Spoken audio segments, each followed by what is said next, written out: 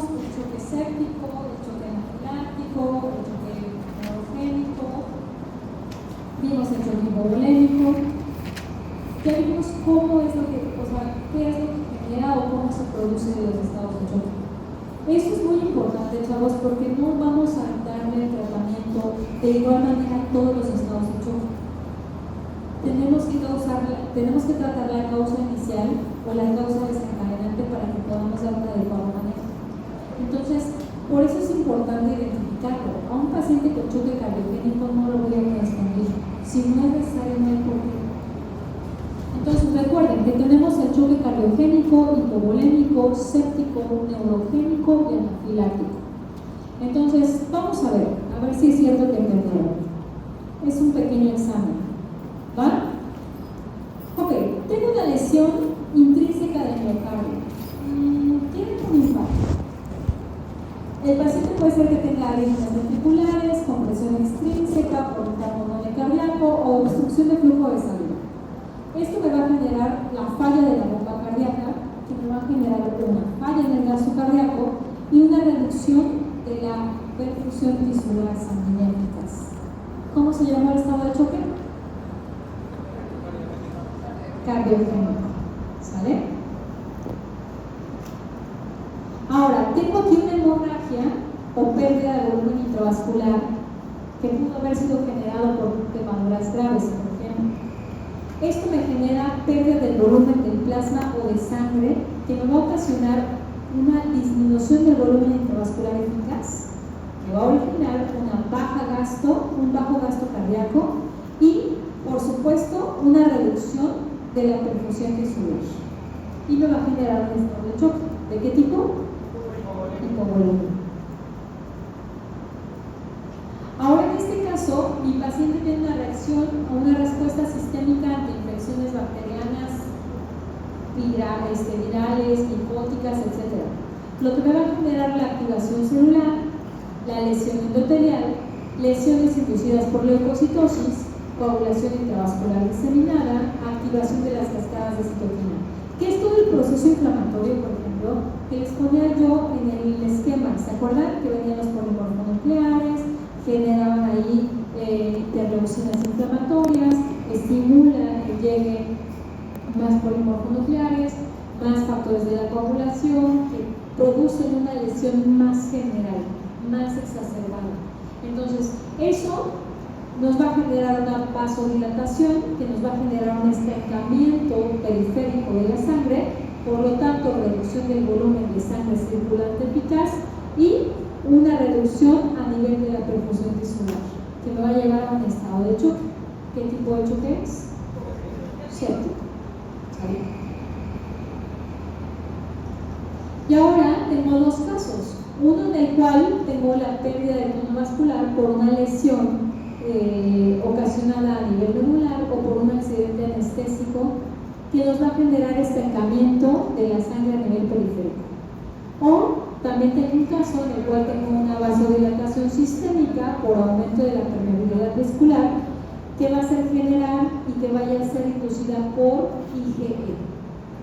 Esto me va a generar vasodilatación aguda sistémica que va a estar diseminada, reducción del volumen de sangre circulante eficaz y esto me genera hipoperfusión tisular. ¿Cómo se llama el estado de choque? Es un estado de choque distributivo, ¿sale? Que en este caso sería un choque neurogénico y en este caso sería un choque anafiláctico, ¿ok? Y ya vimos, así aunque sea muy somero en general, cuál es el tratamiento. En el choque neurogénico, ¿qué es? Líquidos. Y si no mejora con eso, vasopresores. Y en el caso del shock anafiláctico, antihistamínicos, esteroides y líquidos y vasopresores, ¿no? Necesito el esteroide que me disminuya la respuesta mediada por IgE, necesito el antihistamínico que se meta entre los receptores y la histamina para que no tenga más respuesta y no nos genere más inflamación, necesito los líquidos para mejorar o llenar ese espacio de vasodilatación y los vasopresores para mejorar la vasoconstricción. ¿Sí? ¿Hasta acá quedó claro? Y entonces todos estos tipos de estado de choque al final me van a producir reducción del gasto cardíaco, reducción del volumen de sangre circulante eficaz y me va a generar una hipotensión sistémica con una presión arterial menor de 65 o una presión arterial sistólica menor de 90. ¿Sí? ¿Se acuerdan cuáles eran los criterios del Quick-SOFA?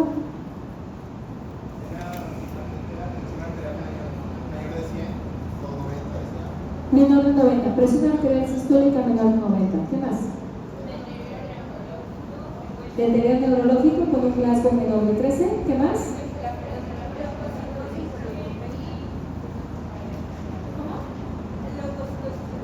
Ya en el Quick-SOFA no es la leucocitosis, eso era de más antes. La frecuencia respiratoria. Pero es lo que yo les decía, para el punto en el cual el Quick-SOFA me está detectando un paciente séptico, pues ya no está séptico, ya está en una sepsis más severa, ¿no? O ya está cayendo en un estado de choque. Para empezar, ya tiene hipotensión. Entonces, ese paciente ya está más grave, ¿no? Y si ya tiene deterioro neurológico, es que ya no está llegando sangre, entonces por eso tiene deterioro. Por lo tanto, ya es un paciente más grave, es un paciente muy delicado.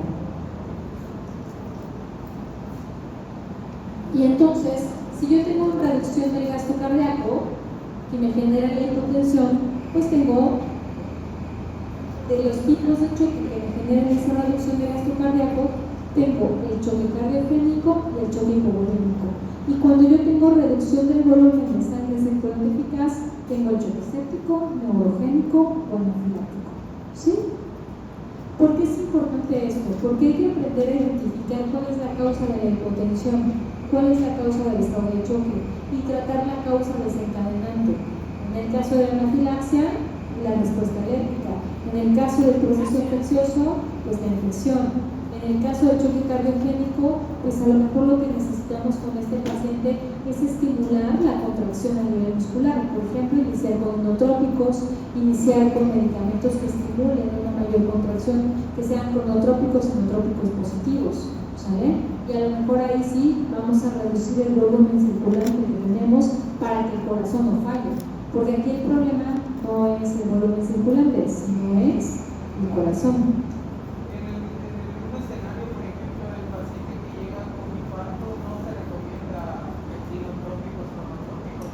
En el caso del paciente con infarto, si se recomiendan inotrópicos o cronotrópicos. De manera inicial, si tu paciente ya está en un choque cardiogénico, sí. Aquí el punto es que en el choque cardiogénico no está indicado administrar más volumen. ¿Por qué?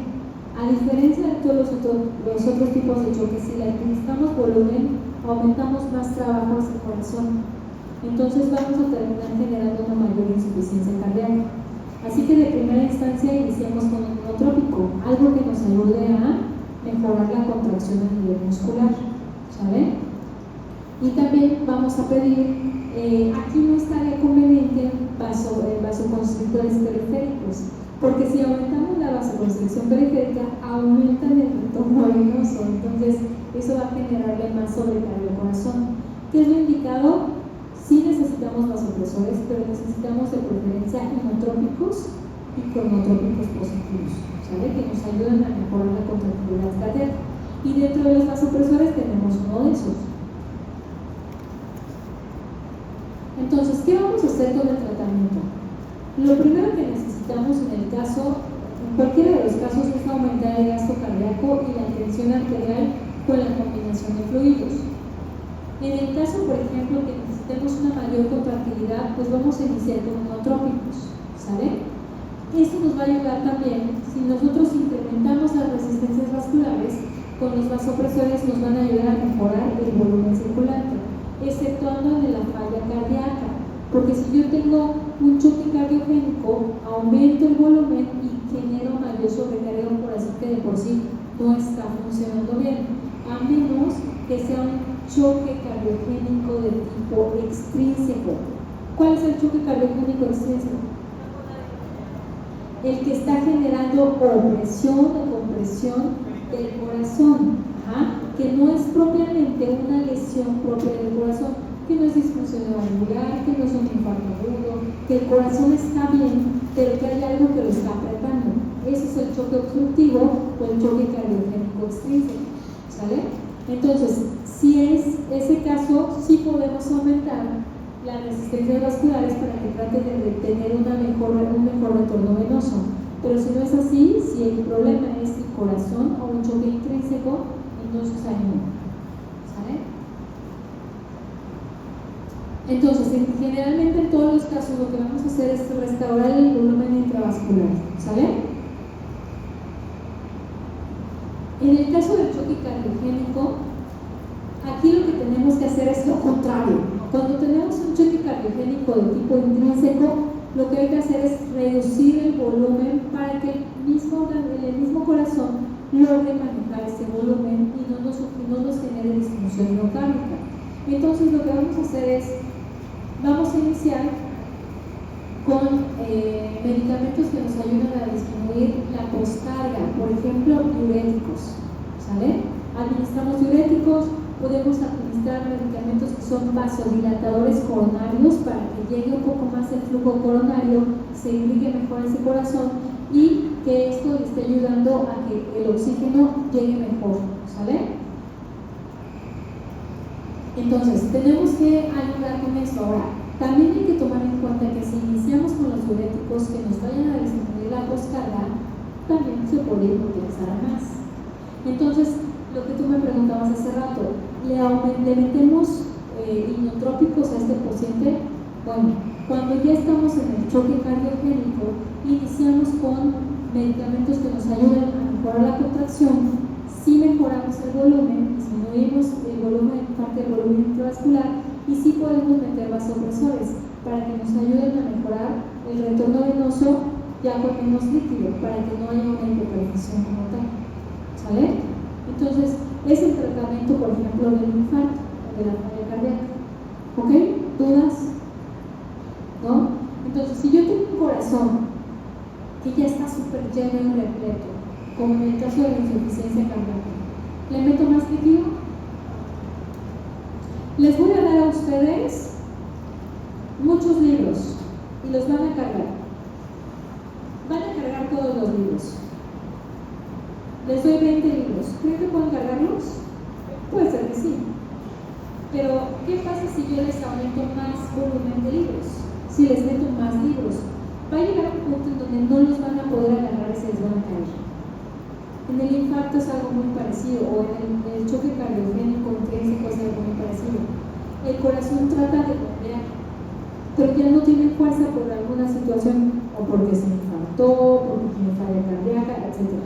Entonces, si yo le meto más volumen, ¿ustedes creen que puedo apretar? ¿Qué necesito? Reducir el volumen para disminuir el trabajo de la compresión. Y le puedo administrar medicamentos que ayuden a que la contracción sea más. De tal manera que cuando mejoramos la contracción, mejora el gasto cardíaco y disminuye los datos de choque. ¿Sí se entendió? ¿Ahora sí? ¿Sale? Entonces, en el caso del choque hipovolémico, lo que habíamos dicho es restablecer la presión arterial. Si yo tengo un choque hipovolémico que es ocasionado por una hemorragia, pues hay que transfundir las pérdidas. Si el caso, por ejemplo, no es un choque hipovolémico hemorrágico, puedo iniciar o restituir el volumen con vasopresores, ¿sale?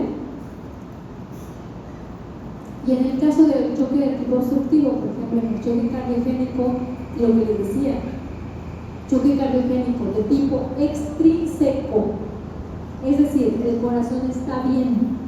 En este caso, mantener el volumen o mejorar el volumen intravascular sí nos ayuda porque llega más retorno venoso. Entonces, esto nos va a favorecer a que el corazón pueda funcionar de una mejor manera. Solo reducimos el volumen en el choque cardiogénico de tipo intrínseco. ¿Sale? ¿Sí quedó claro? ¿Seguros? Y entonces vamos a entrar con los vasopresores. ¿Sale? Saquen sus artículos.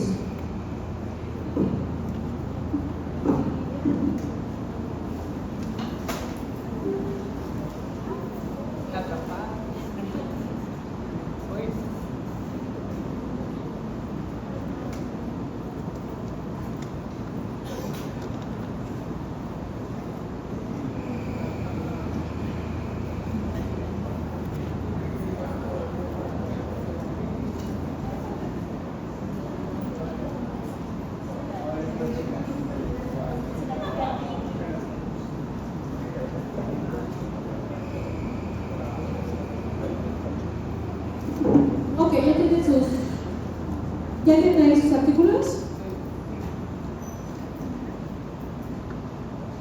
Vámonos con norepinefrina, ¿sale?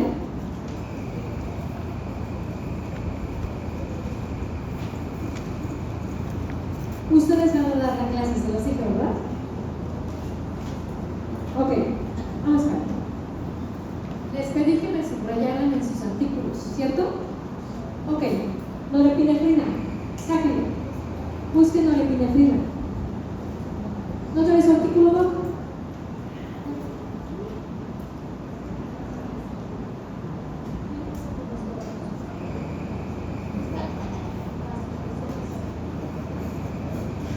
¿Ustedes ya tienen sus artículos? Vale. Ok. Aulas flexibles. A ver, norepinefrina. ¿Qué dice norepinefrina? ¿Qué dice que es?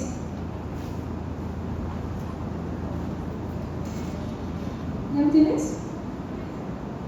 Aumenta la presión arterial por vasoconstricción con poco cambio de frecuencia cardíaca y menor incremento de volumen de bombeo. Es más potente que la dopamina.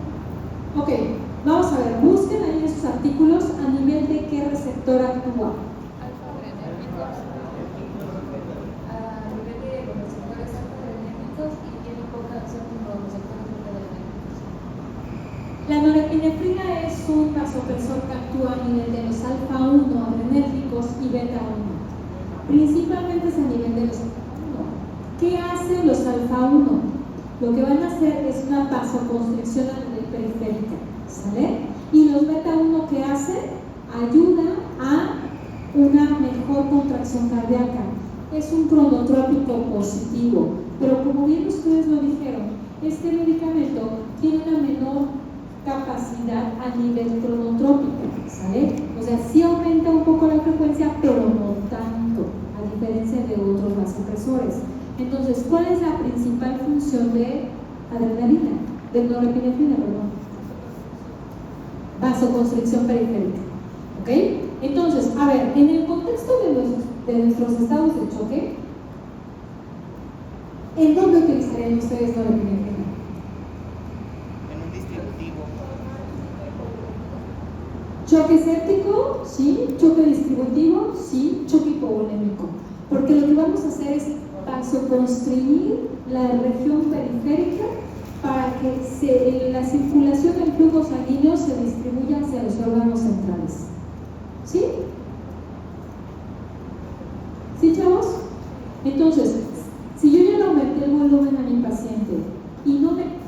Lo que voy a hacer, pero el volumen no lo he perdido como tal, o en el caso del choque hipovolémico, ya restituí el volumen, es decir, ya paré la hemorragia, ya administré la sangre, ya metí cristaloides y el volumen ya se corrigió, pero el paciente sigue estando hipotenso, entonces es momento de iniciar con un vasopresor y la norepinefrina es una de nuestras soluciones.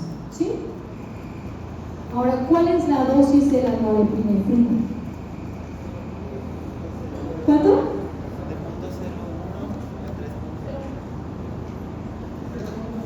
0.01 a 3.5. 0.05 a 0.1. De 0.05 a 0.1. Ahora, acá viene el problema, chavos. ¿Traen lápiz? ¿No? Si no, pueden apuntar atrás de sus artículos o medio de los artículos. Ok, vamos a ver. La dosis es de 0.05 a 0. ¿A cuánto?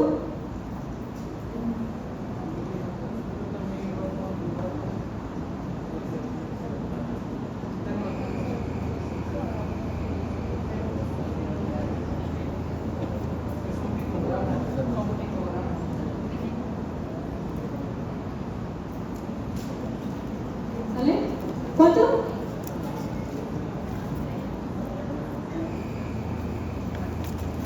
En algunos artículos lo manejan de 0.01 a 0.3, en otros lo manejan de 0.01 a 0.5 y en otros lo manejan de 0.01 a 0.7.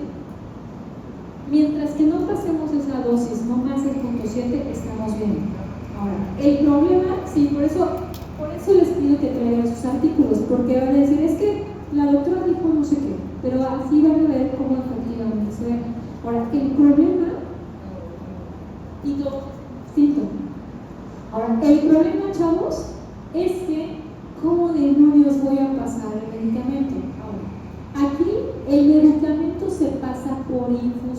continua. No es un medicamento que yo pueda cargar en una jeringa y se lo pase de inmediato, porque la acción va a ser muy fuerte. Lo que tengo que hacer es diluir el medicamento y lo voy a administrar en una infusión, ¿sale? Ahora, la norepinefrina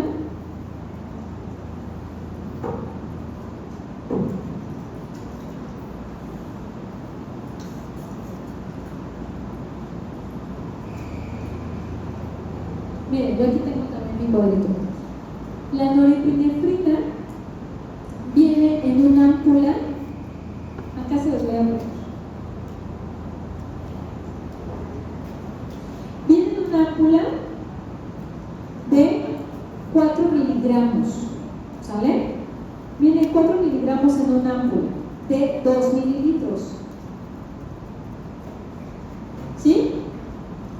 Y para que yo pueda diluirla, lo que voy a pasar es, voy a diluir 2 ámpulas, o sea, 8 miligramos, en 100 mililitros de solución, de preferencia glucosa. La norepinefrina con la solución salina se cristaliza.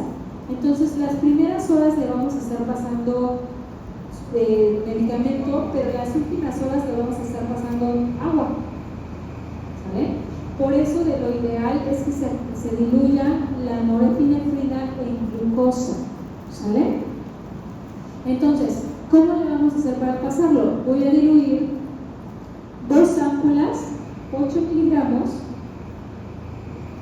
en 100 mililitros de solución glucosa,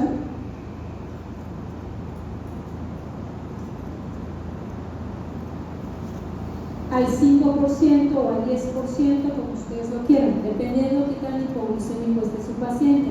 Si la glucosa de mi paciente está normal, pues al 5%. Además, solo son 100 mililitros. Realmente no le estamos pasando casi glucosa, solo es para que no se cristalice. Ahora, cuando yo tengo esta dilución, 8 miligramos en 100 mililitros de solución glucosada, me va a dar un porcentaje un porcentaje de dilución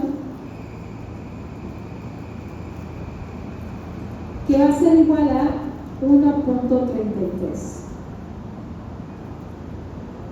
mililitros por kilogramo por hora. Ok, apúntenlo, ¿sale? Quiero que esto lo apunten en sus libretitas. Ahí está muy chiquito, mira la atención.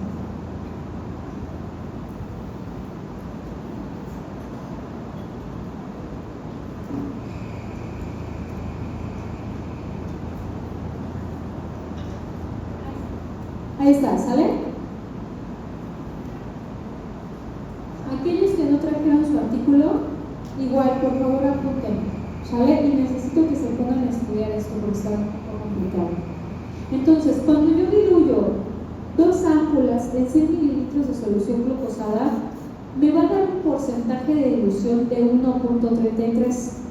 ¿De dónde saqué este 1.33? Es un desmadrito. Tengo que poner la cantidad de medicamento entre la solución y lo voy a dividir entre el tiempo para que yo obtenga este porcentaje. Ahora, el problema es que si se dan cuenta, vienen microgramos y yo lo estoy dando miligramos. Por eso tengo que hacer ese porcentaje de dilución y tengo que hacer todas esas conversiones para que me salgan mililitros o miligramos por kilogramo por hora, porque la dilución es en segundos. Es un gran desmadre. Ok, no los voy a estresar, no les voy a enseñar cómo se saca esa dilución. Me tardaría 2 horas por cada dilución, o 1 hora por lo menos por cada dilución. No es mi objetivo. El punto es que necesito que aprendan a utilizarlo. Dime, doctor. ¿No hay como tal una dosis de impregnación o una de mantenimiento? No hay dosis de impregnación. Por eso tienes tu dosis de punto 1 a punto 5 o a punto 3 o a punto 7. ¿Sale? Esa es tu dosis mínima, punto 1. Tu dosis máxima, punto 6, punto 5. ¿Sale? Entonces, aquí lo vamos a empezar a utilizar. Ahora, ¿cómo lo voy a administrar? ¿Ya quedó claro lo de la constante de dilución? ¿Sí? Para aquellos que quieran saberlo, pueden acercarse conmigo, yo les enseño, pero la verdad es que considero que ahorita, en el punto en el que están, no quiero estresarlos más con eso, pero sí necesito que sepan cuál es la constante de dilución y cómo se va a diluir. ¿Por qué les doy esta constante de dilución? Es una constante de dilución que técnicamente es más universal, o sea, la mayor parte de los médicos aquí en Europa diluimos así para tener una concentración estandarizada, por así decirlo. Ahora, aquí hay un punto. Tengo que tener los 8 miligramos en 100 mililitros de solución glucosada aforado. ¿Qué quiere decir aforado? Los 4 mililitros de las dos cápsulas de 200 mililitros de glucosa, que ponemos 96 de glucosa, 4 de las cápsulas. Exactamente, doctor. Que yo tengo que tener al final 100 mililitros. Pero si yo tengo 100 mililitros más los 8 miligramos, ¿cuántos mililitros en total tengo? 104, porque estos 8 miligramos vienen en 4 mililitros, ¿no? 4 miligramos vienen en 2 mililitros, entonces aquí yo tendría 104 mililitros. Entonces mi constante de dilución ya no sería 1.33, tendría que cambiarla. Por eso tengo que aforarlo, o sea, le voy a cambiar los 8 miligramos, que me vienen en 4 mililitros, más 96 mililitros de solución glucosada, para que al final yo tenga mi constante de dilución de 1.33. Ahora, doctora, es que mi paciente está chocado en cirugía y me acaba de llegar un interno de ese mes que no hay adscritos en cirugía, todo lo hacen los residentes o nosotros.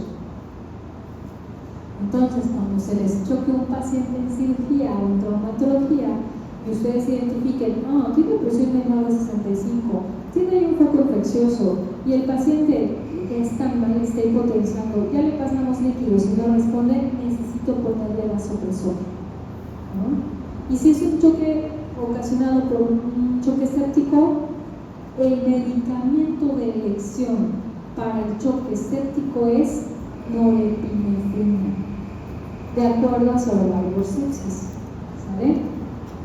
Entonces, el medicamento de elección es norepinefrina. Si yo ya le voy a administrar norepinefrina, ya indiqué la dilución, ¿cuánto le pongo? Ahí viene el punto. Vamos a ver. Ya teniendo esto diluido y aforado, yo voy a poder hacer el cálculo y voy a tener que ver cuántos mililitros le voy a pasar. Ahora, aquí lo tengo que pasar por bomba de infusión, porque voy a pasar mililitros por minuto. Entonces, imaginan pasarle 2 mililitros en un minuto, ¿cuánto le vamos a estar pasando? Vamos a pasarle microlitros. Por eso es necesaria una bomba de infusión. ¿Sale? Entonces, forzosamente una bomba de infusión.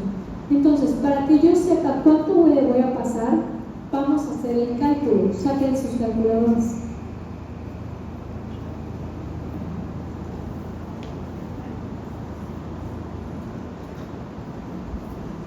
Ok, vamos a iniciar con 5 mililitros por hora. Entonces, ¿cómo voy a calcular cuánta dosis le estoy pasando? Mi paciente está chocado, ya está muy hipotenso y le digo a la enfermera, prepárame la norepinefrina, 2 ámpulas en 100 mililitros aforado. Ya está, doctora, ¿cuánto le inicio? Está muy hipotenso, ¿no? Tiene PAM de 52. ¿Cuánto le iniciamos? ¿Quieren 5 mililitros? ¿Les gusta 5? Va, 5 mililitros. ¿Cómo voy a calcular si estoy en la dosis? Voy a multiplicar 5 por 1.33 entre el peso del paciente. Mi paciente pesa 70 kilos. Mi paciente está en 0.03. ¿Cuánto es la dosis mínima? 0.0. O sea, ya estoy en la dosis mínima, ¿no? Y yo puedo ver en cuánto tiempo actúa la norepinefrina. ¿Qué dicen sus artículos? Actúa en menos de 3 minutos, de 1 a 3 minutos actúa. Entonces, si yo le pongo el medicamento a este paciente, le empecé a pasar a 5 mililitros por hora, en un lapso de 3 minutos ya le puedo checar la presión y ver si ya subió. ¿Sale?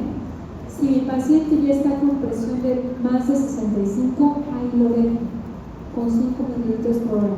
Y si no, yo puedo estar aumentando la dosis cada 3 minutos para que yo vea si ya tiene un efecto. ¿Sale? ¿Sí quedó claro? ¿Quieren que hagamos otro ejercicio? Creo que eso es lo que no quedó claro, ¿verdad? Ok. Entonces, a 5 mililitros, ¿cuánto nos quedaba? ¿Punto qué? Punto 0.9. ¿Y cuánto es la dosis inicial? De punto 1. Estamos abajo todavía, ¿no? De acuerdo al peso de este paciente. Entonces, subamos de a 8 mililitros. 8 mililitros por hora. Entonces sería 8 por 1.33 entre los 70 kilogramos del paciente. ¿Cuánto? 0.1. Ya estamos en la dosis mínima, ¿cierto? Ok. Y ahí ya puedo valorar si mi paciente responde o no. ¿Qué pasa si yo le aumento y veo que mi paciente mejora la presión? Ahí lo dejo. Pero si más adelante veo que vuelve a hipotensar, yo le puedo aumentar la dosis. A ver, súbanse a 15 mililitros. 15 por 1.33.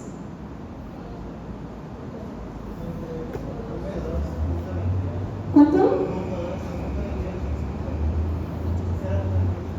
0.28. ¿Estamos en la dosis todavía?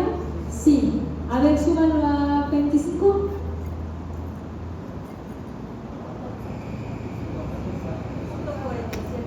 Punto 47.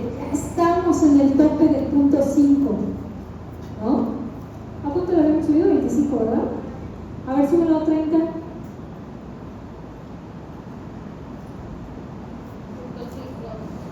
Punto 5.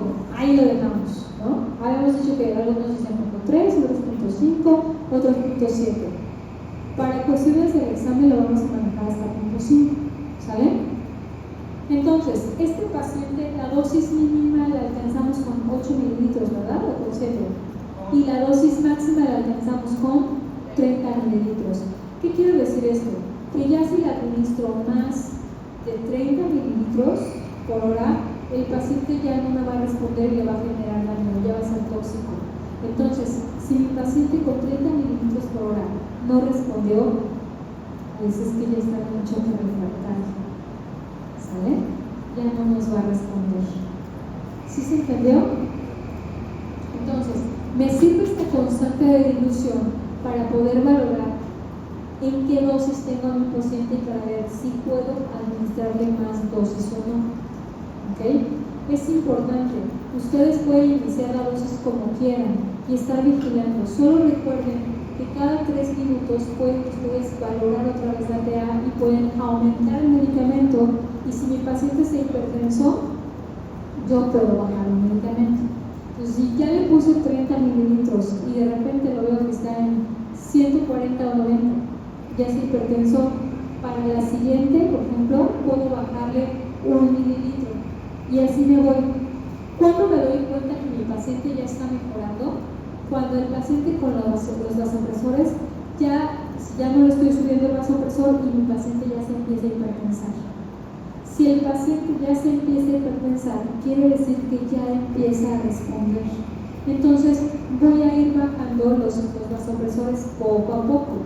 Mi recomendación es que bajen de mililitro en mililitro o de 2 mililitros en 2 mililitros. Para subirlo, también hay que irlo escalando poco a poco, pero cuando está muy hipotenso, a veces sí le subimos de más, a ver si ya el paciente se estabiliza. Pero para disminuirlo, sí bájenlo mililitro por mililitro o de 2 mililitros por 2 mililitros. A veces yo les bajo mililitro por hora al paciente. A ver, esta hora ya se mantuvo, ya no se hipotensó, sale, le bajo otro mililitro. Lo dejo otra hora, otra media hora. Se mantuvo la presión, sale, le bajo otro mililitro. Porque los pacientes que están con estado de choque son muy lábiles. Entonces, a veces cuando les quitas el vasopresor, siendo un poco más severo, lo que pasa es que el paciente de tener 160 de sistólica, se nos va a 90 o a 40. Entonces se vuelve de hipotensa muy rápido. Por eso es importante ir quitando o desquitando el vasopresor de manera lenta, ¿sale? Entonces, ¿qué pasa, por ejemplo, si ustedes están en cirugía, su paciente cae en paro, lo sacan, lo intuban y después de la intubación el paciente está hipotenso? ¿Qué le van a hacer? Su paciente cayó en paro y no había nadie y ustedes llegan y dan compresiones, son bien chingones y lo sacan, ¿no? Ya está intubado, ya lo conectaron al ventilador, pero después de que ya el paciente ya está bonito con su tubo, ya tiene pulso, resulta que está hipotenso. ¿Qué le van a hacer? En esos con líquidos no mejoran. ¿Qué le haces? Vasopresores. Y en este caso, como era un choque séptico, ¿qué le vas a poner? Norepinefrina. ¿Ok? Le dices a la enfermera: prepárate 8 miligramos y 100 mililitros de solución glucosada y le vas a iniciar la dosis en, no sé, 4 mililitros. Y ustedes ya tienen la facultad de empezar a ver, o calculan y ven cuál es su dosis mínima. A ver, el paciente pesa 80 kilogramos. ¿Cuál será su dosis para la dosis mínima, tomando en cuenta que es 0.1? Búsquela.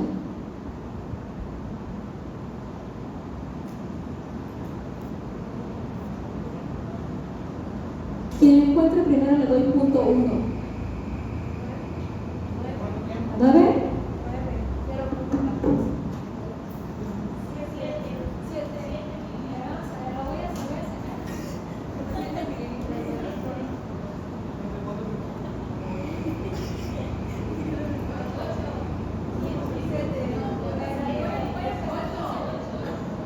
A ver, voy a empezar con 7 y luego voy a sacar el de 8. ¿Sale?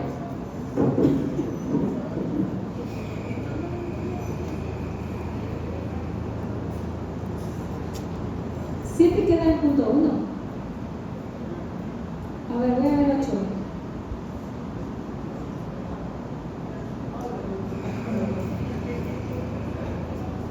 Y a 8 en 1.33. La dosis mínima es 7. A ver, déjenme checarlo a 6.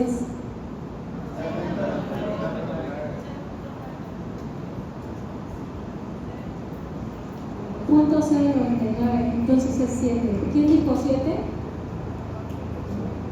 Las dos. ¿Me recuerdan, por favor? Va a ser 0.1. Va sobre el examen. Créanme que es una bajada, pero compleja. ¿Vale? Yo no doy más de 0.1, ¿eh? Me ha tocado que expongan y les doy 0.1. Ya sobre la calificación mía, les doy 0.1. No les doy más. Es que, exactamente, o sea, tu 0.5 no redondea, pero si ya te estoy dando el 0.1, ya es 0.6 y ya se redondea.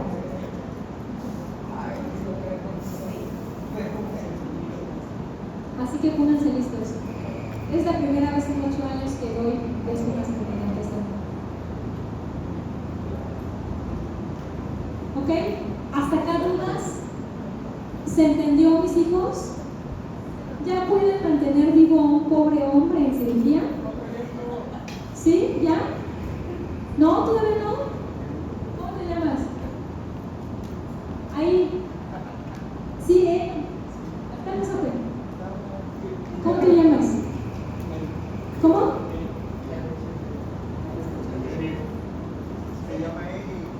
Ok. ¿Cuál es la duda de él?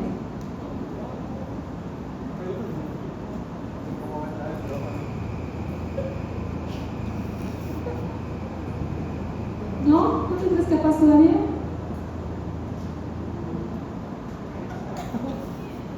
Te vas a sorprender de lo que puedes lograr. Te vas a sorprender de verdad. Solo tienes que ponerte a estudiar. ¿Ahorita te quedó alguna duda? Seguro. ¿Y si te pongo un ejercicio, lo haces? ¿Crees que puedas lograrlo? ¿Sí? A ver, les voy a poner un ejercicio. Paciente masculino. 35 años de edad, que tiene accidente automovilístico de tipo motocicleta, el cual presenta fractura expuesta en región femoral del lado derecho, con una pérdida de volumen aproximadamente de 1000 mililitros. ¿Ok? A su ingreso, el paciente tiene una frecuencia cardíaca de 120, tiene una presión arterial de 80-60, frecuencia cardíaca, ¿ya les dije de cardíaca? Ya. Frecuencia respiratoria de 23 y saturación del 94%.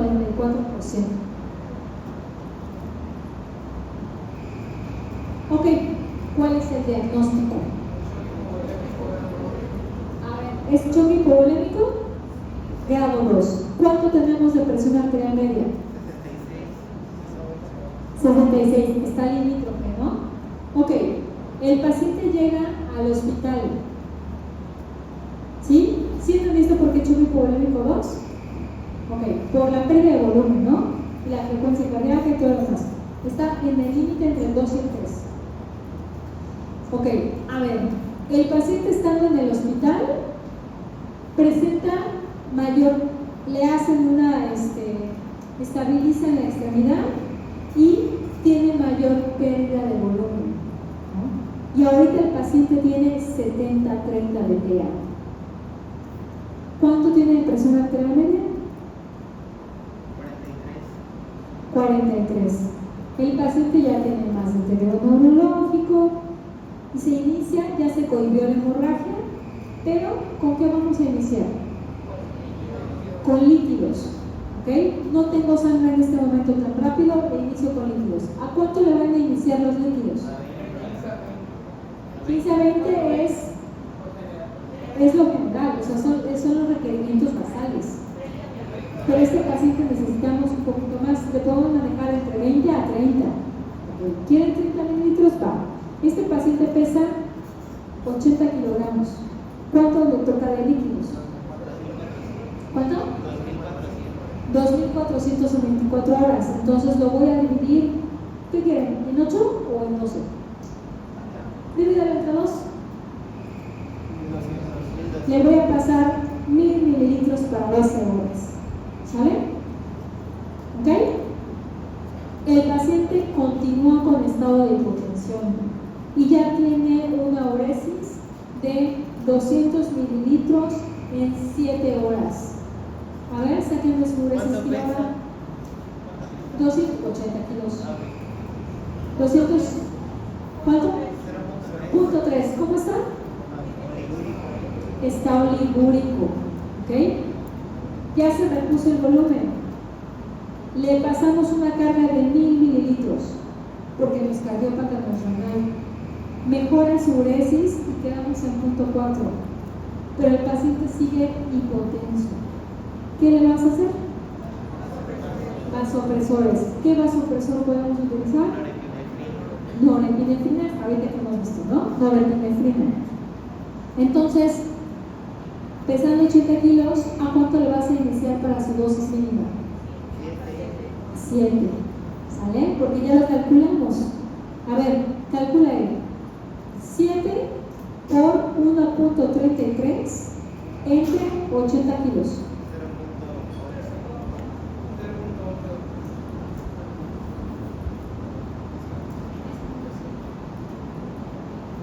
¿Qué es lo que sacamos hace rato? Punto 1, nos queda punto 1. ¿Cuánto es?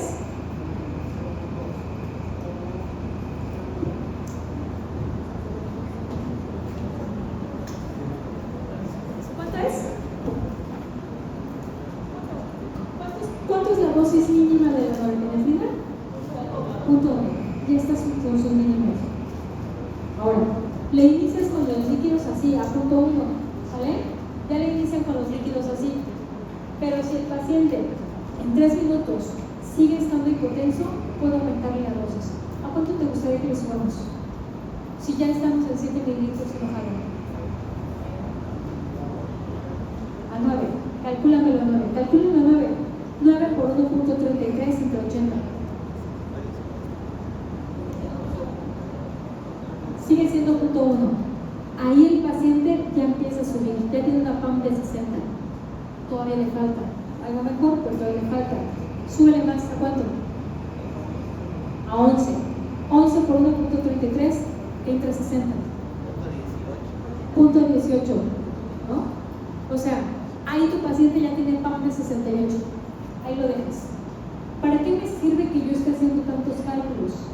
Me sirve para poder identificar que ya no me esté pasando de la dosis máxima. ¿Saben? Me sirve de manera inicial para identificar que ya estoy en la dosis mínima y me sirve para identificar que no me esté pasando de la dosis máxima. ¿Sale?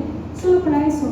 Entonces, más o menos para que se den una idea, cuando pasamos de los 20 mililitros por hora, hay que empezar a calcular a ver cuál es la dosis máxima. ¿Sale? O le calculo cuál es la dosis máxima para que yo sepa hasta qué tope voy a llegar. Ahora, si mi paciente no mejora y requiere más vasopresores, yo se los puedo ir subiendo de 2, de 3, de 5, como vean ustedes el paciente. ¿Sale? Y con eso van a lograr mantenerlo. El paciente, una vez que ya se mantenga, ¿a qué me refiero que ya se mantenga? Que su presión ya no baje y que ya no requiere más vasopresores. En ese momento va a estar más tranquilo. ¿Sale? Para uno valorar cómo se encuentra la uresis, porque este tenía 0.3, ¿no? Entonces, una vez que mejora la perfusión, mejora también el flujo renal y la uresis. Si la uresis ya ha mejorado, quiere decir que la perfusión está mejorando. Y una vez que el paciente empieza a hipertensarse, yo puedo empezar a disminuir poco a poco el vasopresor hasta que lo deje sin nada y el paciente mantenga solito su presión. Y ya, pues hablarlo. ¿Sale? Yo sé, soy yo muy fácil. Del lapso inicia nuestro ese vasopresor a que quitan el vasopresor, pueden pasar días. ¿Sale? Puede pasar una semana. O sea, no es tan rápido como quisiéramos. Es un proceso muy desgastante, es un proceso muy cansado, que los pacientes que están con un choque muy severo amerita que casi te quedes ahí sentadito en el pie de su cama. Pero es muy satisfactorio cuando el paciente mejora. ¿Sale? Ya más o menos entendieron. Mira, mi intención no es exponer a nadie, mi única intención es que ustedes lo comprendan. Y si en algún punto no lo han entendido, no pasa nada. Se los dije al inicio del ciclo, ¿no? Si nos vamos a quedar con un tema, nos quedamos con un tema bien aprendido. ¿Ok? ¿Dudas? ¿No? Ustedes me han dado el teléfono, ¿no? Luego se siente. ¿Ok? ¿Seguros que ya no hay dudas? ¿Se entendió la epinefrina? Por supuesto, está de más que les pida que me pongan en su libretita cuánto es la dosis máxima y la dosis mínima, cuál es el ámpula de noradrenalina, la dosis de dilución y la constante de dilución. ¿Sale? Porque cuando ustedes estén solitos en trauma y no se acuerdan de cuál es la dosis, cuál es la constante, van a poder sacarlo y les va a ayudar a mantener a su paciente completo. ¿Sale? Muchas cosas son de repetir y de practicar. Difícilmente se van a aprender esto, se lo van a aprender para el examen. Pero cuando estén en el internado, ya no se van a acordar, porque no lo van a estar repitiendo. Pero cuando estén en el internado, lo van a volver a usar y con el hecho de que ustedes ya se lo habían aprendido y lo recuerden, se va a convertir en un reforzamiento a largo plazo y ya no se les va a olvidar. ¿Ok? ¿Entendido? ¿Dudas? ¿Seguros? Ok, ¿cuál es el otro vasopresor? ¿Qué otro vasopresor quieren? Adrenalina no lo vamos a ver como vasopresor, es un neotrópico positivo y es un beta 1 y beta 2, ¿no? Adrenérgico, que lo que hace es más el estímulo a nivel de la bomba. Es cronotrópico y es neotrópico positivo. ¿Qué quiere decir? Que aumenta la frecuencia cardíaca. Por eso lo utilizamos en el paro. ¿Sale? Pero no lo vamos a utilizar como tal, como vasopresor. En este momento no. ¿Ok? No vamos a ver. Ajá. Fenilefrina tampoco lo vamos a usar porque realmente no es un vasopresor. estimula un poquito la vasoconstricción, por eso la fenilefrina se utiliza, por ejemplo, en el choque de tipo anafiláctico. La administras fenilefrina y te ayuda a un vasopresor. Además, también te ayuda para disminuir el receptor o que la histamina se pegue a su receptor. Entonces, pues, de cierta forma nos da un antihistamínico, ¿sale? Entonces, nos ayuda para disminuir el efecto. Lo podemos usar, pero como tal, como vasopresor en estos momentos tampoco lo vamos a utilizar, ¿vale? Vámonos con dopamina. Dopamina, hay 3 vasopresores que son los que nos van a generar conflictos por la dosis de dilución. Es norepinefrina, dopamina y dobutamina, ¿sale? Vamos a ver primero esos 3, ya los otros ya están más sencillos, ¿ok? Entonces vamos a ver dopamina. Dentro de todos los vasopresores, dopamina es el que nos va a dar más dolor de cabeza, porque la dopamina parece maestro de urgencias. O sea, dependiendo de qué tantas hormonas tenga, es como actúa. La dopamina es un vasopresor, ¿sale? Que va a actuar en distintos receptores. ¿Cuáles son los receptores que actúan? Actúa a nivel de los alfa-1 adrenérgicos y de los beta-1. ¿No les recuerda algo? ¿A nivel de dónde actuaba la norepinefrina? Alfa-1 y beta-1. O sea, actúa a nivel de los mismos. Ahora, la dopamina actúa también en los alfa-1 y en los beta-1. Pero ¿qué creen? Va a depender de la dosis. ¿Ok? Entonces vamos a tener con él una dosis que manejamos como dosis alfa, dosis beta y dosis beta. Entonces, con estas dosis, dependiendo de la cantidad o de la dosis que tengamos, nos va a dar un efecto diferente. ¿Ok? ¿Cuál es la dosis de la dobutamina? A ver, dosis alfa. ¿Cuál es? De dopamina, perdón.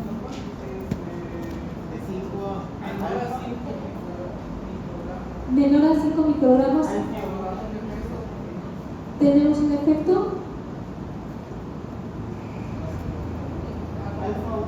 Alfa 1.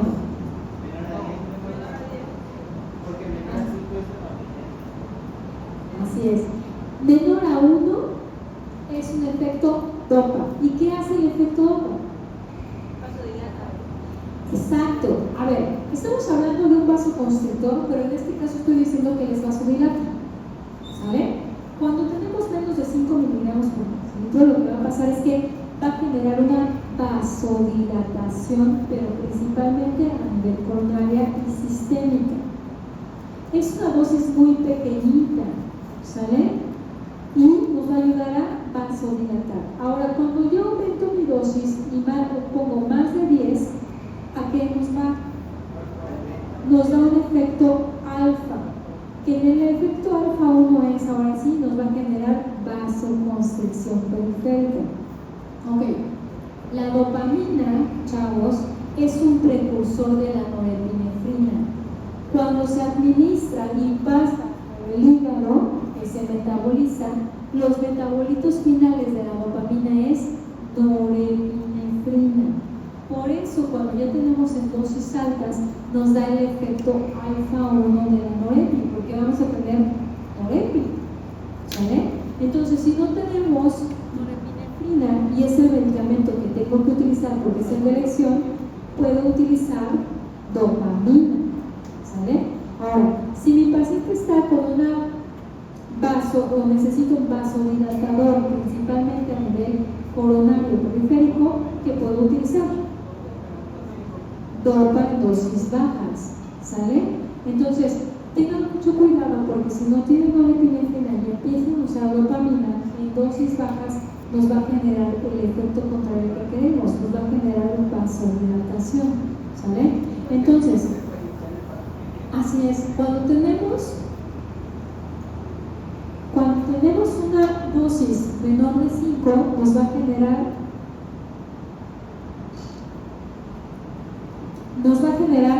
una respuesta delta. Entonces, de 2 a 4 microgramos nos va a generar vasodilatación. Cuando ya tenemos más de 5 microgramos por kilogramo por minuto, nos empieza a generar una vasoconstricción, ¿sale?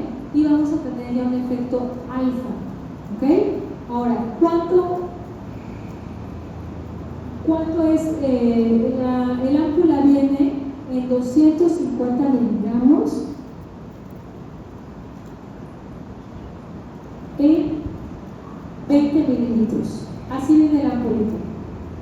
Para que yo pueda tener mi constante de dilución y yo pueda calcular la dosis mínima y la dosis máxima, o la dosis alfa o la dosis delta, lo que vamos a hacer es, vamos a dividir 2 ámpulas en 250 mililitros de solución glucosada. ¿Sale? Apúntenlo. 2 ámpulas en 250 mililitros de solución glucosada aforados. Y eso me va a dar una constante de dilución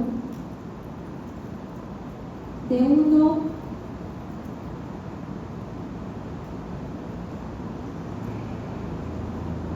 1.66. ¿Sale? Y entonces ahora sí yo puedo calcular cuándo es mi dosis mínima, cuál es mi dosis máxima para mantenerlo. ¿Sale? Este medicamento lo puedo utilizar si no tengo norepinefrina, lo puedo utilizar como medicamento de elección. ¿Sale? Entonces, puedo utilizarlo, nada más que sí tiene que tener mucho cuidado, porque si el paciente está muy hipotenso, tiene que iniciar con dosis altas para que genere vasoconstricción y no les genere vasodilatación. ¿Ok? ¿Dudas? ¿No?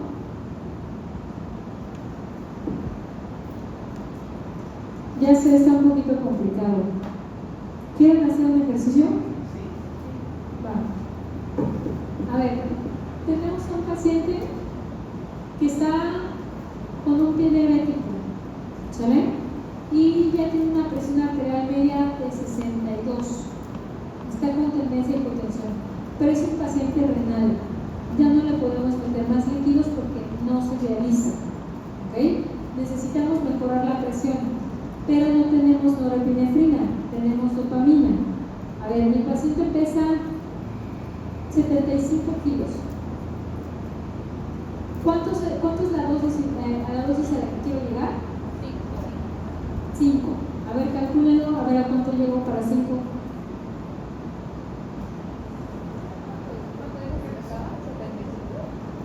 ¿Mande? Pesa 75 kilos. ¿Mande? Queremos a 5. Perdón, la constante de dilución, con esa dilución que les dije, es. Ajá. Sí. ¿Cuál es la dosis que quiere? ¿Alfa, beta o ¿Cuál quieres? Pues si está hipotenso. La alfa. La constante de dilución son 500 miligramos en 250 mililitros de solución. ¿Sale? Son 2 ámpulas y viene de 250 miligramos.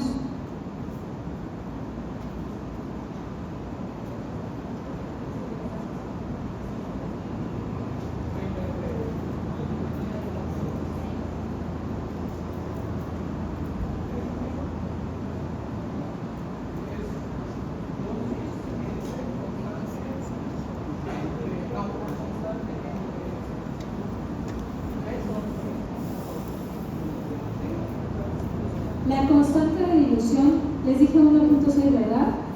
Es 33.3. ¿Sale?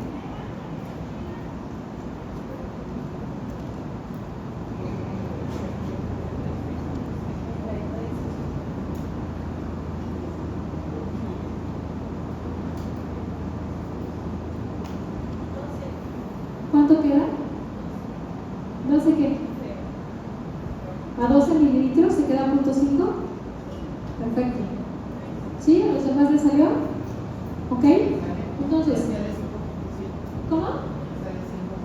33.3. Ajá. Es que 11 da 4.8. Es que tú quieres llegar a 5. Pero no se quiere llegar a eso. Por 75, que es peso 12.4.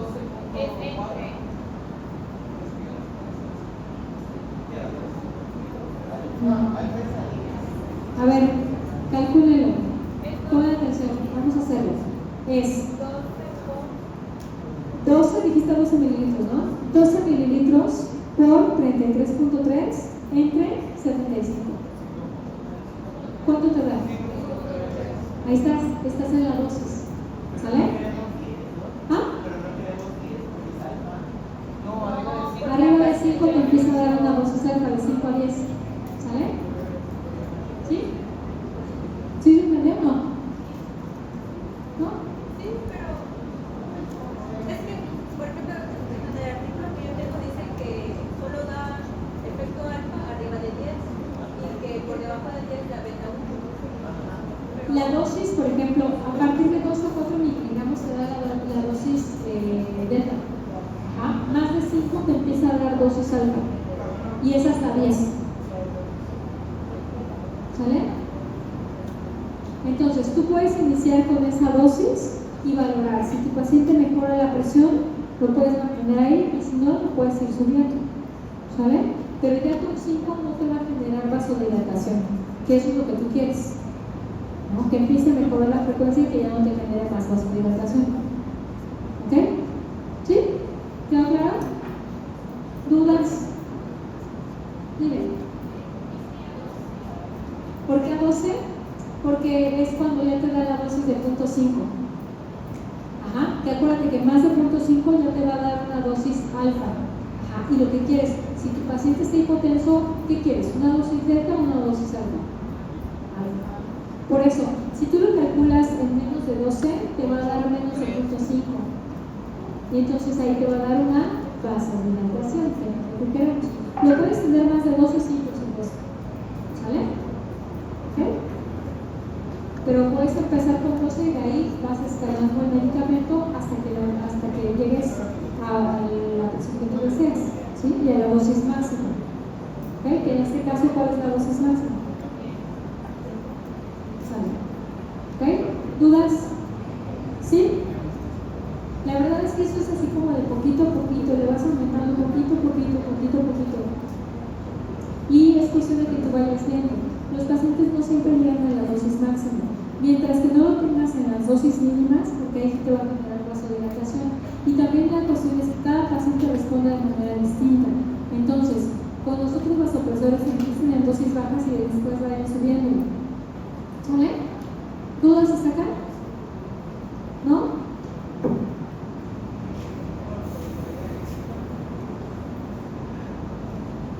Entonces, para cumplir los exámenes tenemos que buscar la dosis de 5 a 10 para tener la respuesta alfa.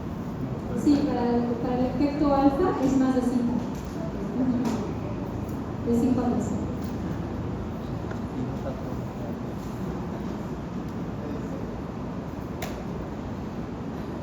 Ok. Hablando, por ejemplo, del choque de tipo anafiláctico, lo que nos decía su compañero de la fenilefrina, la dosis va a ser de 100 a 180 microgramos por minuto, ¿sale? Esto es una dosis inicial. En el caso, por ejemplo, del choque anafiláctico, los pacientes podemos tratarlos solo con dosis iniciales, porque una vez que reduzca la anafilaxia, el paciente va a mejorar su presión arterial. En el caso, por ejemplo, del choque séptico o cualquier otro tipo de choque que aumentemos, que sea un proceso más crónico, lo que va a pasar es que vamos a requerir el vasopresor por más tiempo. Por eso lo vamos a manejar en infusión, ¿sale? Pero en el choque de tipo anafiláctico responden bastante rápido. Entonces, podemos iniciar, por ejemplo, con fenilefrina, lo que decía, que además nos bloquean los canales de histamina y nos va a permitir que estemos administrando el medicamento. Ahora, si necesitamos en infusión o de 20 a 80 microgramos por minuto, ¿sale? ¿En qué nos va a favorecer esto?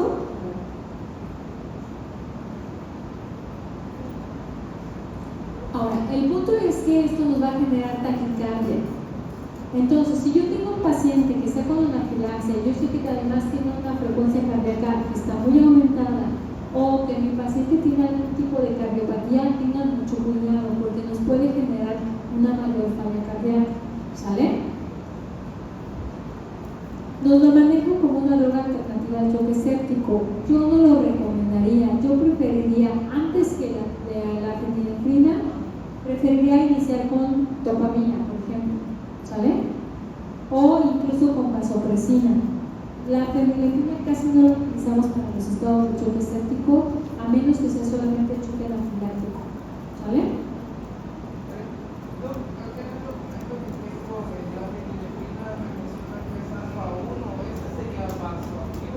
Sí, es una vasoconstricción.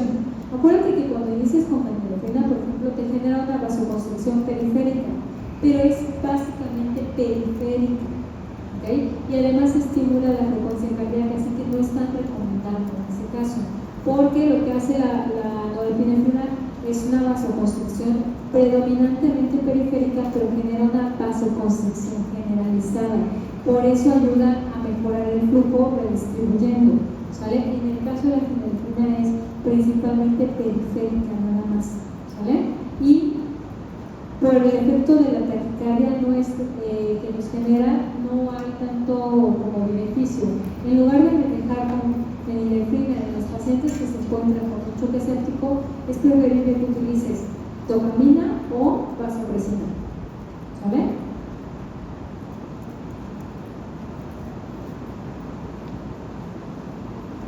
Ok, vamos a ubicarnos con uno más facilito. ¿Qué le llevan de levosimendan?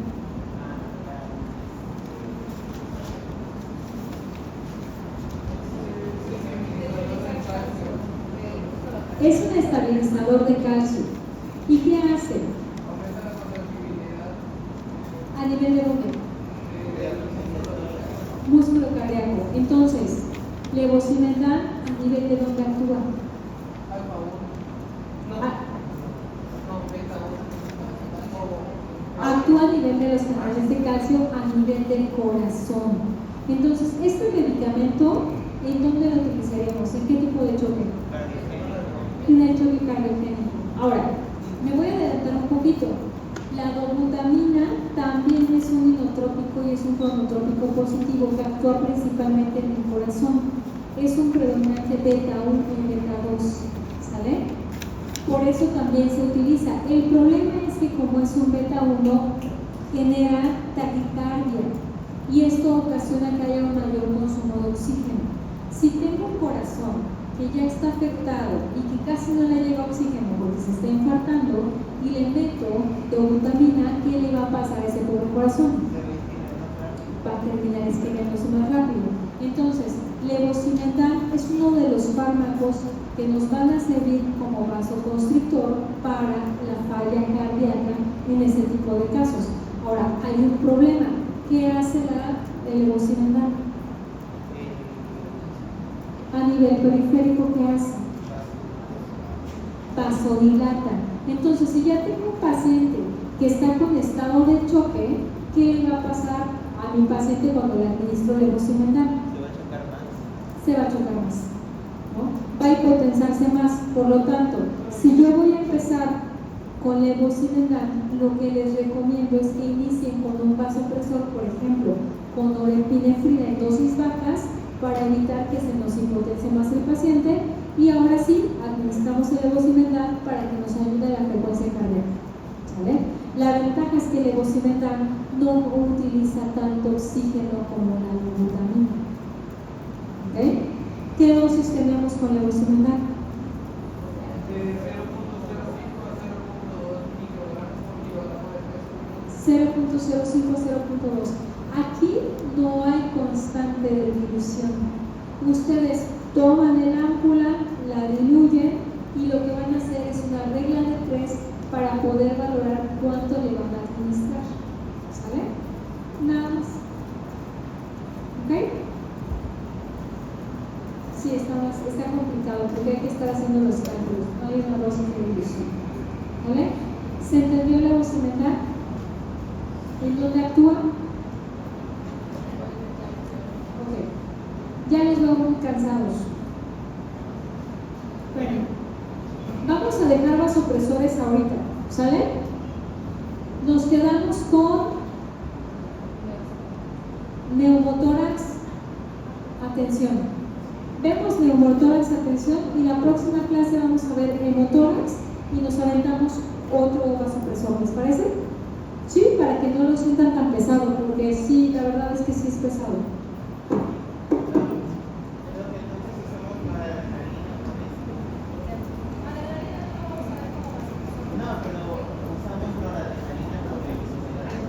Ajá, así es.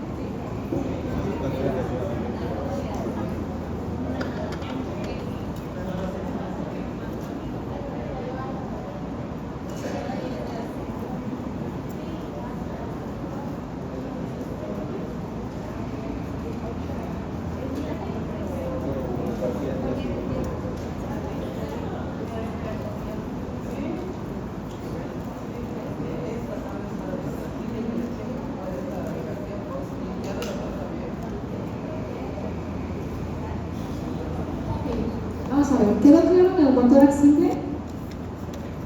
¿Quedó claro en el neumotórax abierto? Ahora, nos quedamos en el neumotórax abierto y habíamos dicho que teníamos que poner un parche univía para tratar de que no se haga un neumotórax atención. Entonces, ¿qué es un neumotórax atención? Miren esto. Es un neumotórax atención. Espérenme. Miren, ok, fíjense en esto. Tengo un hemitórax del lado izquierdo, tengo un hemitórax del lado derecho. ¿Alcanzan a ver esta trama vascular? Aquí, esto que se ve así como un panadito, esto es el pulmón. ¿Qué está pasando? Que lo están apretando. Miren, ¿dónde está el corazón? Normalmente tendría que estar ahí, lo tendríamos que tener acá. Ahora fíjense. ¿Ven esta trama? Aquí se ve así como unas rayitas súper chiquitas. A lo mejor de lejos no se ve tanto, pero se ve medio blanquito, como si tuviera rayitas blanquitas. Compáralo con esto. ¿Se ve igual? Ok. Esto que se ve aquí así súper lejano es la trama vascular.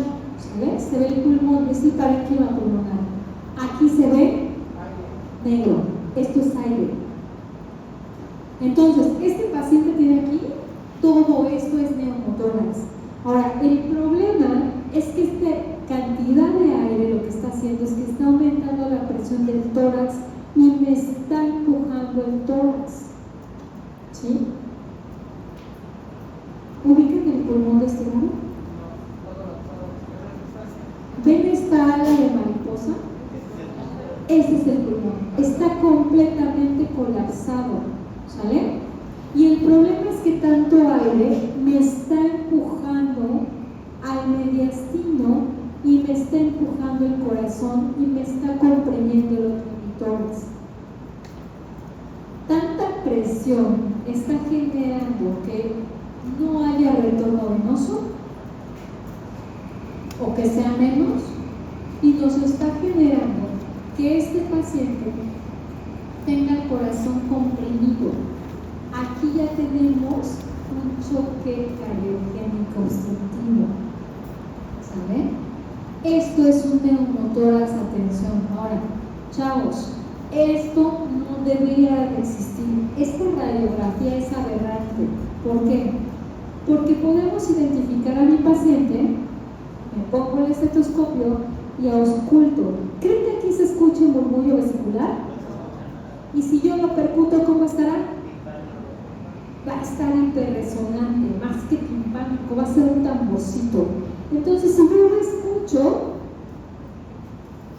lo percuto y veo que no hay nada, pues deduzco que hay aire, que es un neumotórax. Ahora, el neumotórax a tensión, a diferencia del neumotórax simple, como me está generando compresión del corazón,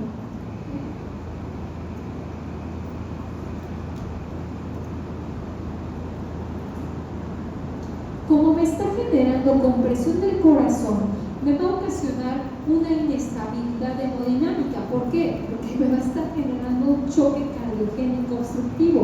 Mi paciente va a estar inestable, va a estar hipotenso. Además, como no me está dando la posibilidad de tener un retorno de ese retorno sanguíneo, va a provocar que en el cuello se esté acumulando toda la sangre. Vamos a tener una incurgitación yugular, ¿sale? Y también puede haber una incurgitación a nivel del hígado, entonces el paciente puede empezar con dolor. Ya eso es más tardío, incluso ni siquiera le da tiempo de eso, pero sí tenemos una incurgitación yugular. Entonces, mi paciente va a estar hemodinámicamente inestable, voy a tener ausencia de los murmullos o del ruido respiratorio. Cuando yo lo percuto va a estar hiperresonante del hemitórax que está afectado. Del lado donde tiene el neumotórax va a estar súper resonante y del otro lado puede que se escuche un poco de murmullo o por lo menos que no esté hiperresonante. Puede estar incluso hasta mate por todo lo que está generando compresión, ¿sale? Vamos a tener distensión de las venas del cuello y puede haber desplazamiento de la tráquea. Cuando tenemos un neumotórax a tensión, ya sea abierto o cerrado, hay fuga, hay demasiado aire y demasiada presión, por lo tanto, el aire a veces se sale y se va hacia los tejidos. Cuando el aire se va a los tejidos, al tejido subcutáneo, va y empieza a disecar y se mete, y es como si tuvieran ustedes una de esas bolsas de burbuja que tocan y se siente, y lo tocan y es como si lo agarraran y como si sonara así, cruje. ¿Han tocado el slime que tiene como bolitas de unicel? No. Ay, consíganse uno. Ven en el slime y les ponen bolitas de unicel. Bueno, si tienen la posibilidad, compren uno y lo tocan. Se siente como que cruje. Esa misma sensación se siente cuando ustedes tocan el enfisema subcutáneo. Cruje. Y además se ve así como con bolitas disecado porque tiene aire en ese espacio, ¿sale? Entonces mi paciente va a estar con enfisema subcutáneo y debido a la inestabilidad hemodinámica, porque no tenemos un pulmón, no va a alcanzar a saturar de manera eficiente. El otro pulmón está aplastado y además el corazón no tiene un adecuado gasto cardíaco, el paciente va a estar chocado, va a estar hipotenso, va a estar desaturado y por supuesto va a estar cianótico, ¿sale? Entonces, como les decía, esta imagen es completamente, no debería de estar, ¿sale? Porque clínicamente lo vamos a detectar. ¿Por qué no debería de estar, chavos? Porque en el tiempo en el que le tomaron esta radiografía a este paciente, ¿qué creen?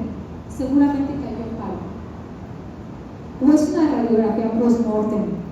Porque los pacientes cuando llegan así, con esta cantidad de presión a nivel del tórax, para empezar aquí ya están súper chocados, no aguantan minutos.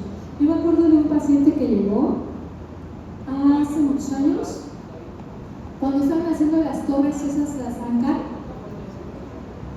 llegaron dos hermanos albañiles a trabajar ahí. El problema es que un andamio se rompió y estaban en el piso 13. ¿Piso 13? Creo que sí.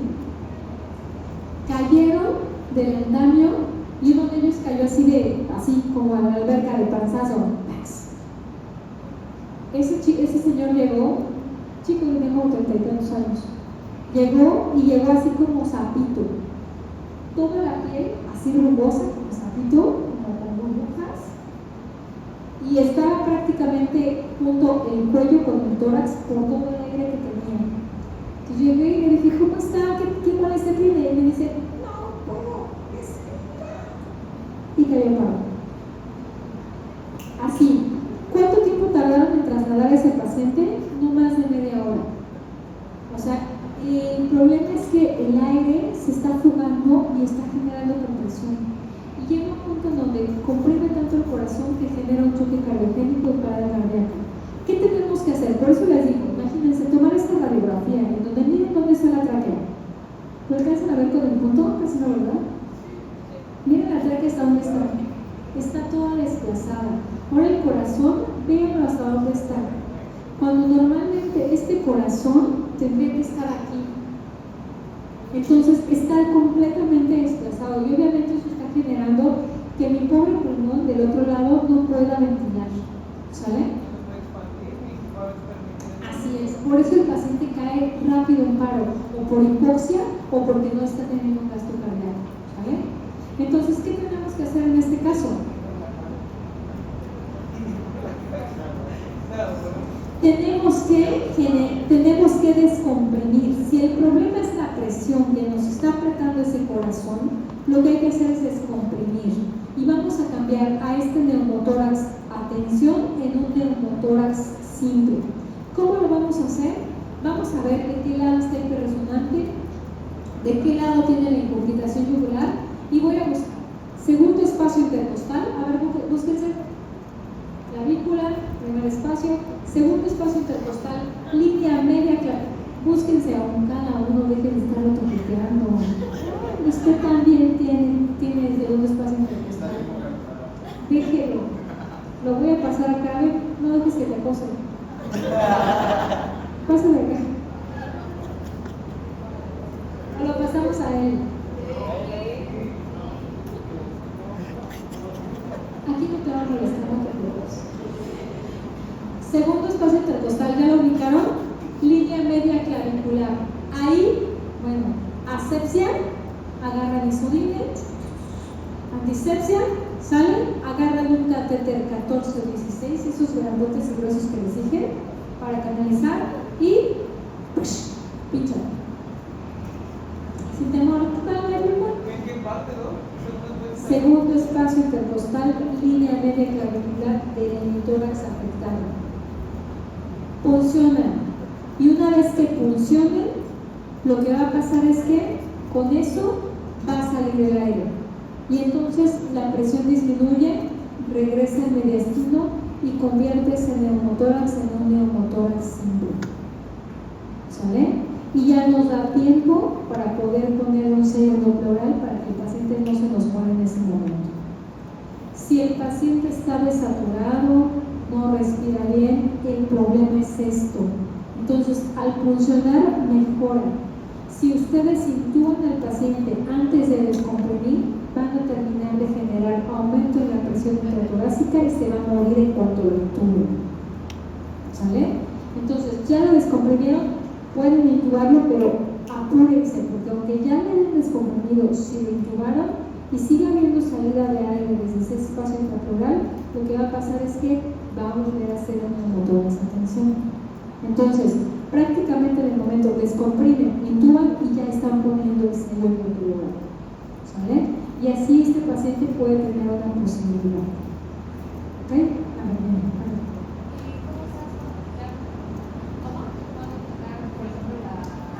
Pues una vez que ya pusiste el sello, no lo puedes dejar, o sea, lo puedes dejar ahí, pero tienes que poner el sello. Ahora, si llega un paciente con un neumotórax a tensión a tu clínica y tú lo identificas cianótico, todo así de forético, ¿no? Y tocas, cruje por todos lados y te das cuenta, auscultas y tiene el neumotórax de ese lado, percutes, hiperresonante, incurgitación yugular, dices neumotórax a tensión. Y te cayó de quién sabe dónde, ¿no? Neumotórax a tensión. Pero estás muy lejos de tu clínica. ¿Qué vas a hacer? Bueno, le pones oxigenito y comprimes.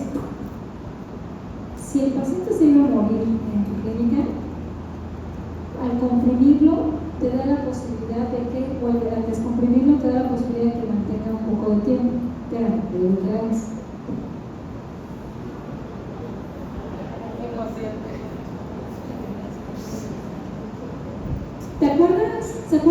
a Univía. ¿Se acuerdan del parche Univía? ¿Sale? Bueno, no vamos a poder poner aquí un parche Univía porque es un neumotórax cerrado. ¿Sale? En el neumotórax abierto le pones el parche Univía y con eso te mantiene. Descomprimes. Una vez que descomprimiste, le pones el parche Univía, cierras aquí, le pones aquí para que ya no se vuelva a hacer, no vuelva a entrar aire y así lo mandas. Pero si el paciente tiene un neumotórax cerrado, ¿qué haces? Bueno, te voy a dar un tip.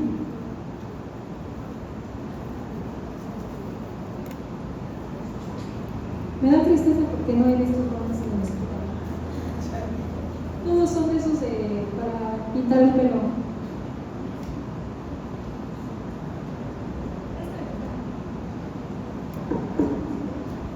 A ver si se escucha, ¿sale? ¿Me escuchan? Sí. Ok. ¿Qué hago? Este es mi catéter, ¿sale? Entonces lo que voy a hacer es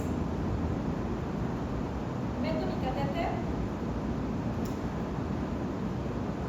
atravieso mi guante y ahora sí pincho. Una vez que ya está mi catéter, dejo que se ponga el guante así. ¿Por qué? Cuando el paciente inspire, el guante tapa. Cuando el paciente expira, sale el aire. Y así vas a hacer como una especie de válvula Univía en lo que tu paciente llega a la clínica donde van a poner el segundo pleural. Porque en tu clínica no vas a tener. Lo que gusta es estar ¿Ande? no estar. Sí, o sea, cada vez que el paciente inspire, o sea, tú tienes ahí el parte, tú no tienes que estar ahí. Esto como es muy delgadito, cuando expire, se va a pegar al catéter, a la entrada del catéter. Y cuando expire, va a permitir que salga. De tal manera que te va a ayudar a que no meta más aire y que sí puedas seguir sacándolo para que mantengas el neumotórax seco. ¿Sale? ¿Sí? ¿Queda claro? Porque si lo dejas así completamente abierto, pues se va a convertir en una lesión aspirante, ¿no? Como si tuvieras la perforación abierta. Entonces no tienes que dejarlo así. Si ya lo descomprimiste, lo quitas y pones un parche, pues te va a volver a hacer neumotórax en tensión. Entonces lo ideal es que descomprimas, haces tu Univía y así te lo haces. ¿Sale? ¿Sí quedó claro?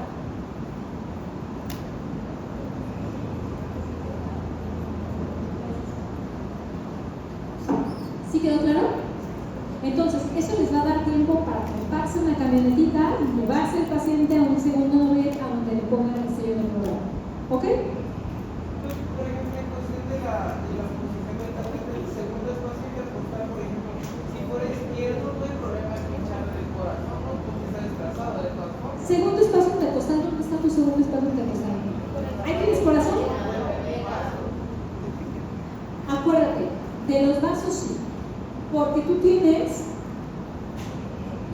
tu vaso, tu nervio y tu arteria, ¿no? Tu vena, tu arteria y tu nervio. Entonces, por eso cuando tú pinches, lo que vas a hacer es pinchar sobre, no la parte inferior, la parte superior de tu arco costal, pegadito, porque si pegas en la parte inferior de la otra, ahí tienes tu paquete neurovascular. Entonces te va a sangrar. Por eso tocas tu segundo espacio intercostal y por arribita de la costilla, justamente, ¡pax! ¿Sale? Y no va a haber problema. ¿Sale? No te vas a meter. ¿Ok? ¿Sí? ¿Dudas? ¿No? ¿Seguros? Además aquí no hay tanto problema con la función, porque como es muy delgadita, el problema realmente lo vas a tener cuando coloques o cuando vayas a disecar para colocar tu sello de programa. Ese va a ser el problema. Entonces, segundo arco costal, segundo espacio intercostal, por la parte de arriba de la costilla hay punciones, ¿sale? Y dejas tu parche Univía. Si ya estás en el hospital, entonces en ese momento no le quitas la válvula de Univía o lo que descomprimiste e inmediatamente pones el sello pleural. Una vez que ya pusieron el sello pleural, quitas esto, le pones una venda, un pedazo de capa, lo que tú quieras, ¿sale? Y con eso ya es suficiente, ¿sale? Un pedacito de cinta y ya, con eso se cierra, no hay problema, ¿ok? Si tienen un neumotórax neumotórax abierto, porque a lo mejor el paciente que estuvo apuñalado, no van a cerrar, llevan su válvula univía, ¿sí? Entonces, cuando ya pusieron el sello de pleural, en ese momento ya es momento de suturar la herida que le hicieron, donde está su parche univía. Entonces, ahorita ya lo pueden cerrar cuando ya tiene el sello de pleural. Si no tiene el sello de pleural, van a mantener una neumotórax. Atención, ¿sí? ¿Quedó claro? Y después vamos a tener que poner nuestro sello de pleural. Entonces, miren, aquí tenemos un neumotórax del lado derecho.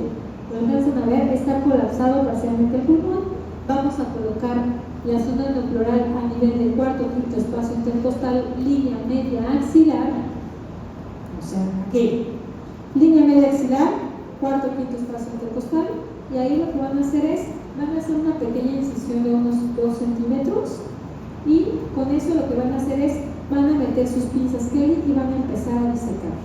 Al momento en que empiecen a disecar, ustedes van a ir viendo, tienen que disecar entre el cuarto y quinto espacio, y van a ir tocando, van a sentir el músculo, no lo van a cortar, solo lo van a ir separando y van a ir buscando hasta el punto en donde encuentren la pleura. Una vez que toquen con la pleura parietal, se siente como una membranita. ¿Han comprado Fruxy? ¿Y alguna vez le han quitado la tapa y se va todo el metal y queda la membrana? ¿Y cómo le hacen? Se siente como suavecita, que si se fuera a romper, pero no se rompe. ¿Les ha tocado? Ok, así se siente cuando tocan la pleura. Tocan y se siente resbalosito, suavecito, pero nada más no se perfora. Cuando lleguen a la pleura, dejan de disecar, meten su pinza, meten su sello de pleural,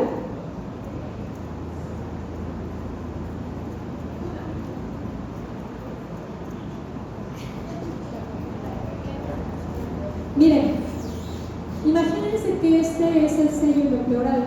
Lo que van a hacer es van a agarrar las pinzas y las van a poner en la punta. Una pinza Kelly, lo voy a cambiar. Ponemos la pinza Kelly así y la cierran, ¿ok? Que la punta de la pinza Kelly sobresalga del sello. ¿Por qué? Porque con la punta lo que van a hacer es perforar la membrana. Ingresan y ahora sí, empujan, sueltan, meten el sellito y quitan la pinza. Previamente a eso tuvieron que haber hecho una sutura en jareta alrededor de la herida para que en cuanto entre, ustedes jalen la jareta, así como costal de papa, adentro, fuera, y ya lo jalan, lo amarran y ahí queda. ¿Sale? Por cierto, ya les subí una imagen de la colocación del sello endopleoral a sus mails. ¿Sale? Tú revísenlo, por favor. Para poder... Ahí acabamos, ¿verdad?